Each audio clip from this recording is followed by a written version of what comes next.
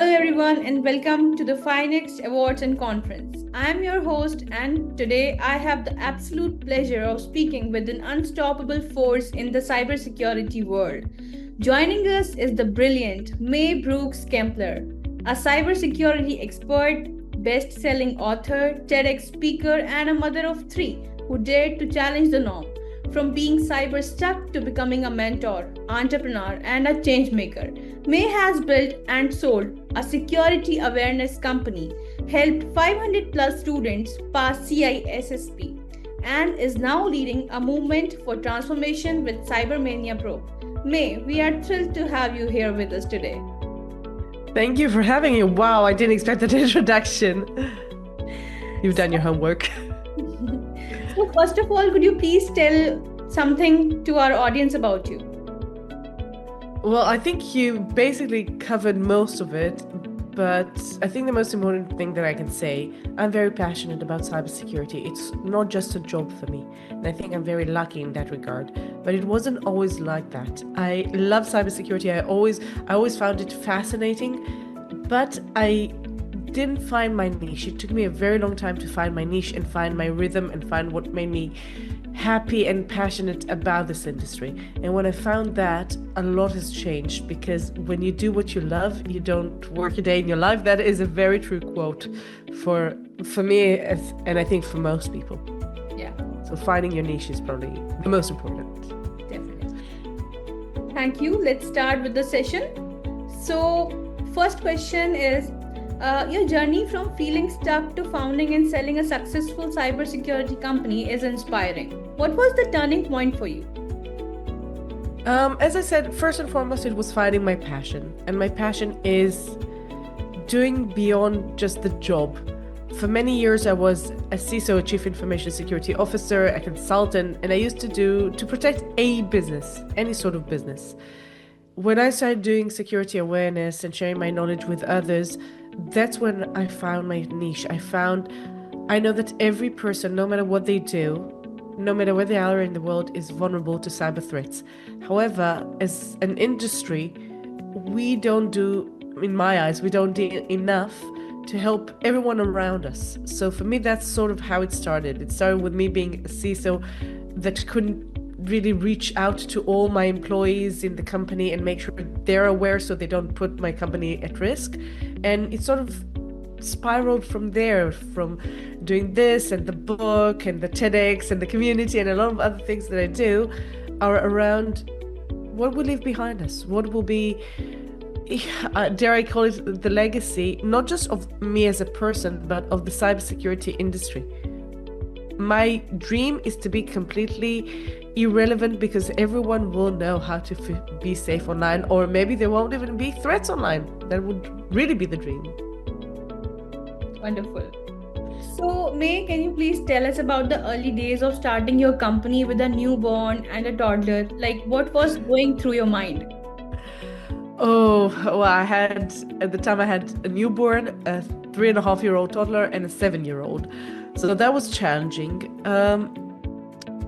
I left the company I was working for before after being a VP there. And again, it was all around making a difference, making an impact. I was already very passionate about what I did, so I sort of built it. I wish I could say I built it to align with my lifestyle. I didn't. I think that most entrepreneurs, at least first-time entrepreneurs, tend to dive headfirst and work crazy hours and things like that. That's sort of my, let's say, lesson learned now during my second entrepreneurship journey. But what was, I think I thought that I could do more. I thought that I could make a difference. Okay. I must say that must be challenging. Very challenging. Yeah. Very challenging, but I was lucky. I have a very supportive partner and family and friends, so we made it work. Great. So, what was the hardest decision you made as a founder, and how did you come to it? The hardest one. I think it was when I relocated, when I moved to the UAE, I decided to sell the company for many reasons. And it's almost like selling your baby. So I sold parts of the company. I kept other parts for me that I still work on in my second phase now. But that was the hardest decision because it was the right decision. Absolutely. I was in a point in my personal and professional life that I was done. I already ran the company, I think it was 6 years when we relocated. So it was the right decision, but it wasn't an easy decision to close down and leave everything behind. So it wasn't easy, but it was right. Okay. So we have seen that you have spoken about identifying child predators online and collaborating with law enforcement. So how did that work begin? Well, that worked. For me, it first began not with online predators, it began with online scammers. And most of what I do to this day is around online scammers. I have a community with 27,000 members that we help, basically myself and many other cybersecurity professionals, help people identify and protect themselves against online threats. This is something I'm planning to take global. It will happen probably in 26, but this was sort of my first role as working with law enforcement as well, and with the INCD and other partners that helped us identify and take down some of those threats. Regarding online predators, I was very fortunate to meet Chris Hadgany, who's a wonderful person. He's the CEO of social engineering, of the social engineering company, and the founder of the Innocence Life Foundations. And the ILF works tirelessly for years and years to identify and report online predators. They work worldwide. We have a group of incredible volunteers that are doing the hard work, which is finding those predators, documenting everything, and moving over to law enforcement in the relevant country to help bring them to justice. And the work of the ILF is absolutely inspiring for me. So when Chris asked me, can I join the ILF board of directors, I was beyond excited to do that and do my part to help do this important work. Okay, now it's the time for a little fun. Okay, let's do a rapid fire round, okay? Answer in one line or less. So go with your first instinct, like whatever comes to your mind first. Okay, should we begin with the rapid fire round? Okay. So the first question is, one cyber myth that drives you crazy. It's about technology, not people. Okay. It is about people, not technology. Yeah. Okay. Your go productivity hack. The remarkable, I should get an affiliation link, honestly. The Remarkable notebook, it's a digital notebook. I have ADHD, so I write down everything. If I don't write, I don't concentrate, I don't remember. And this device that was a gift from my husband when I was elected for the board of directors by C2, he asked me what would I like, and I said I want something remarkable. Tiny little hint, and it really changed my life because now wherever I go, I have my notebook. It synchronizes online. I can see what notes I took wherever. So for me, productivity is all about planning.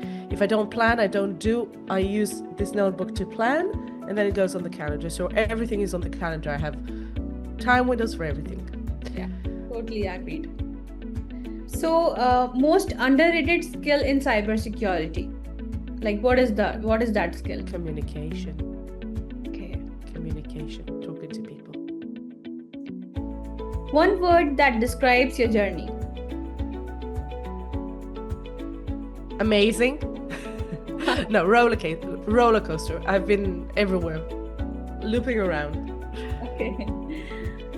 Okay. Your dream keynote location.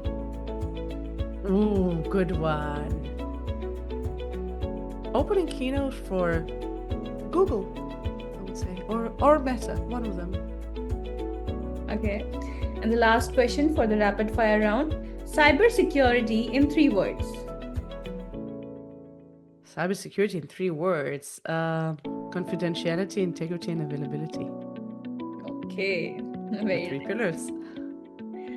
So, May, what advice would you give to young cybersecurity professionals who want to work in mission-driven roles like this? like you?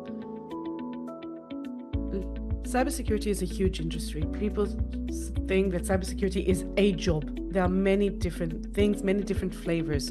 Don't go for a job for a specific role because that's where you think you should go. Find out who you really are. Take a personality test, assess, talk to people who are already doing various roles and try to align a role with your true passion. When the two things are aligned, your skills, your passions, your role, that's where everything falls into place. Okay, it was all about the interaction. Thank you so much for this powerful and personal conversation. Your story is a beacon for resilience, clarity, and courage in both the cyber world and beyond. From transforming careers to protecting the most vulnerable online. Your work reminds us that cybersecurity is not just about systems, it's about people. We are honored to have had you at Finext, wishing you continued success and inspiration in every step forward. Thank you so much for being with us. It was lovely talking to you. Thank you for having me. Thank you so much.